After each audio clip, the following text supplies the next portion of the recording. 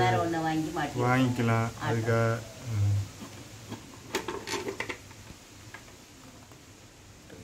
தான் இருக்கு மேக்ஸிமம். நான் பாருங்க 23/12/2021 தான் மாட்டியிருக்கு பாருங்க. ஆமாம் 12ன்னா ஒரு வருஷம் 1.5 வருஷம் தான் ஆகுது.